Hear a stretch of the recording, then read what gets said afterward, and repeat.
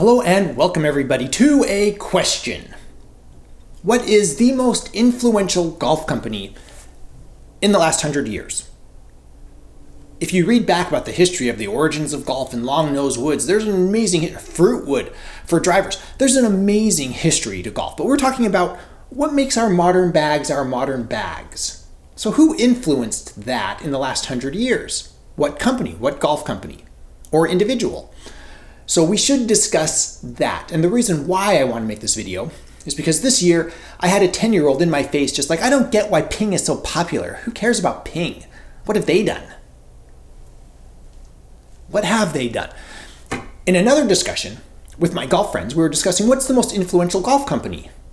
Ping was mentioned several times. Other companies were mentioned. We'll discuss in future videos. But today, my contention is that Ping is the most influential golf company in the last 100 years. Let's see how that plays out. So, as we turn the clock back 100 years, in the 20s, we're still playing hickory shafted clubs. This is a hickory shafted iron, okay?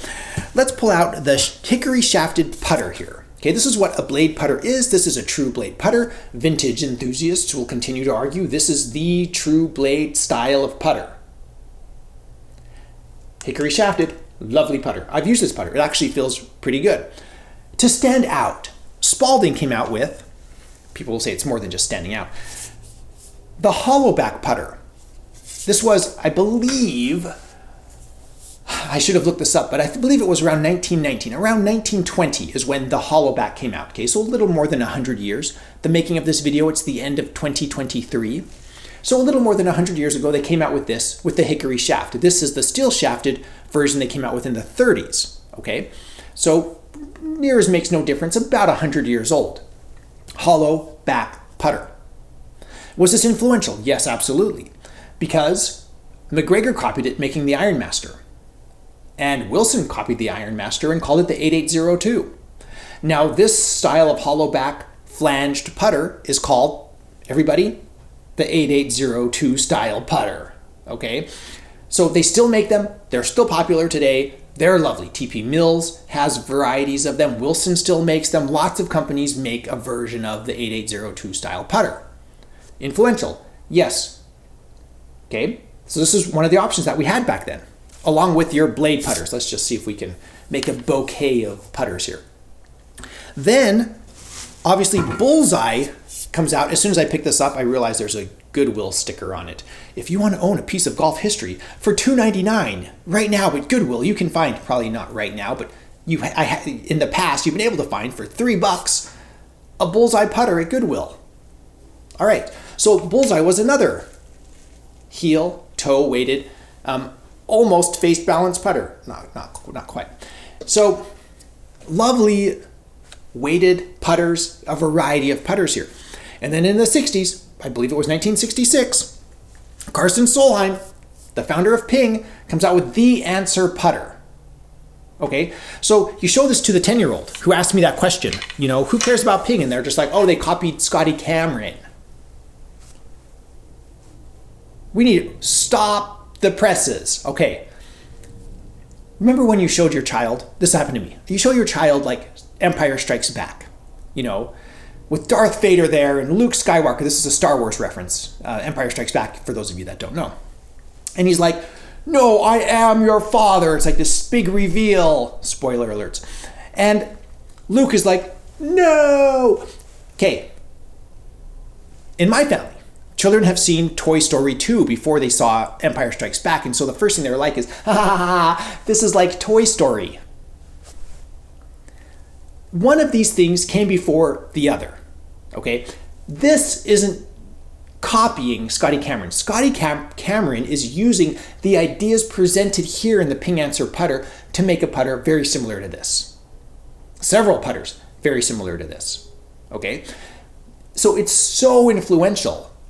From, you think about 66 to 2023, there's a few years packed in there where so many people were using this style putter. The slotline putters were very similar to the Ping Pal putters, all right? Slotline is a putter brand that was very popular in the 80s, for those of you that don't know.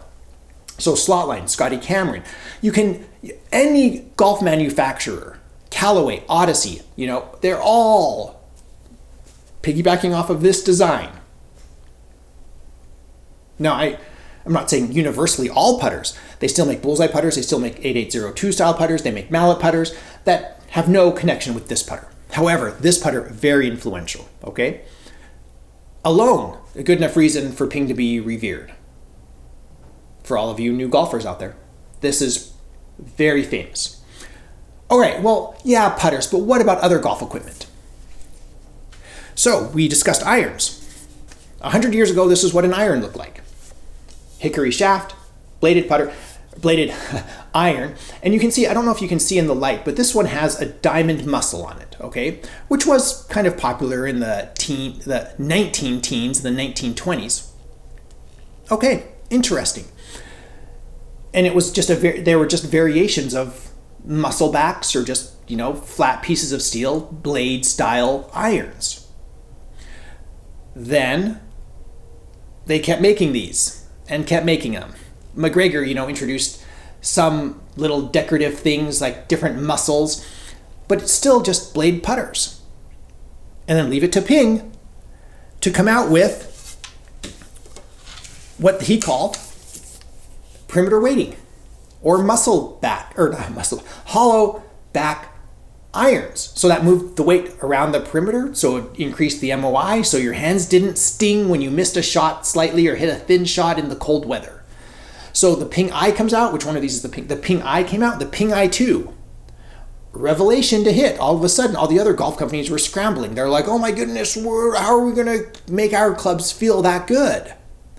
They didn't look particularly amazing, in my opinion.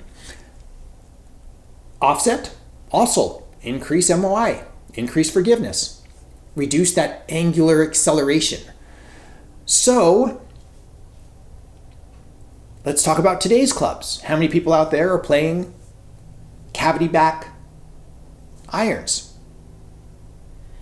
A lot of people. How many people are playing hollow construction irons? You know what hollow construction is? Same thing. Perimeter weighting, where they just cover up that back portion so you can't see it. They put foam in there. They put in some agent to, like, it can be rubber or foam or whatever, to try to deaden that sound so it sounds not as loud. Because if you just make it hollow and leave it hollow, it's going to go ka-tink like a metal would. So, very interesting how these are super influential. The Ping I 2, super influential in what many people out there have in their bag. There's going to be somebody who writes in the comments, well, I only play Mizuno blades. There's going to be somebody who writes in the comments that I only play 1950 McGregor blades.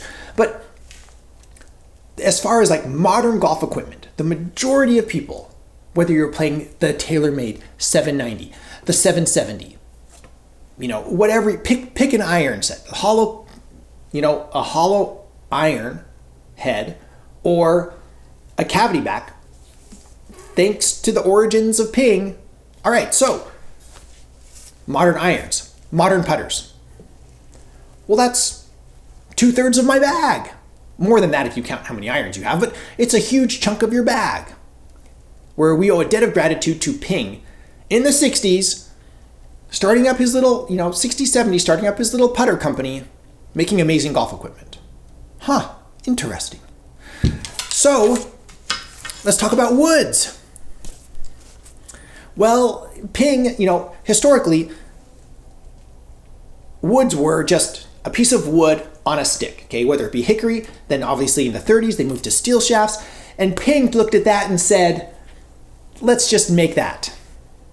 It's the same, they're the same. They're exactly the same as all the other ones through the 80s and 90s, right? It's just like, oh, here's a laminate wood just on a shaft, just a Ping driver, which was great for people who just wanted to play golf. All right, you wanted a driver with your set of Ping I2s, get your matching laminate wood, it's fine, okay? They're fine, but they didn't stand out. They weren't turning the golf world on its head. It was just wood on stick, let's go, right? Where's the engineering in this? It's kind of big, has a radius sole like others from the 50s. It's just like, good. It's nice. It's nice.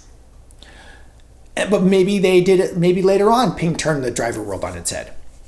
All right, well, right around the year 2000, they came out with the Ping i3 driver, and this is the steel version. There are different versions. But this one I picked out in particular because it's ridiculous. It's made out of steel, and it's tiny, and it is ugly. But don't worry, at least it is expensive. It wasn't that expensive. It was a joke, okay? But this is, in my opinion, one of the uglier clubs ever made in the history of the planet. I mean, it sticks out here, and there's this weird ferrule thing. It just never really looked right to me. And they put the weight right here where it's not really in the back. It's kind of more heel biased, and you're just like, is it draw biased? I'm not really sure what they're going for here. And so for me, this is one of the red flags of what Ping, what are you doing? And some people love these. Very few people I've ever met. Actually, I don't know if I've ever met anybody in person, but online there are people who defend this as being an interesting club for whatever reason, the onset, whatever. So you're like, oh no, it's the year 2000. Ping is still, making this stuff. Really? It's like we're just trying to. The thought was we just want drivers to sell with our sets. We don't want to be the forerunner in driver technology. And then 2003 rolls along, and they came out with this, the Ping G2 460cc driver, which is going to be the volume max. So the volume is limited by USGA and RNA to 460cc. So this is as big as it gets. Ping did it. Ding! And it was, as far as the competition goes, right there on par with everything else. The Cleveland Launcher, also 460cc. Which one's more forgiving? People throw stones. They did back then, and they still do today. Cleveland Launcher is so much better. The Ping G2 is so much better. I always fade the Ping, or the Callaway, not the Callaway, the Cleveland Launcher. I always fade that. And then people say, I always slice the G2. It's just never ending, okay? So it was one of the bigger drivers, and it was competitive. It was a good driver, like the Cleveland Launcher. And TaylorMade. You remember what TaylorMade influential? TaylorMade's also an influential company, maybe in drivers more than others, where they came out with the 580 XD, not 460cc, but that was a really good driver. I've made a video recently about that. So Ping, even today, all the driver companies today are just at the limit.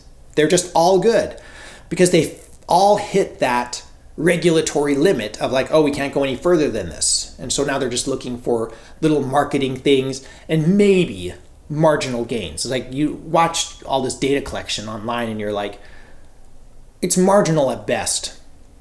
And lots of it's just, you read the marketing and then you look at the data and you're just like, Buzz, your girlfriend, woof. That's not, you're saying it's doing this, but there's no evidence to support that from all this data collection, from humans hitting the club. So a lot of it's just marketing hype.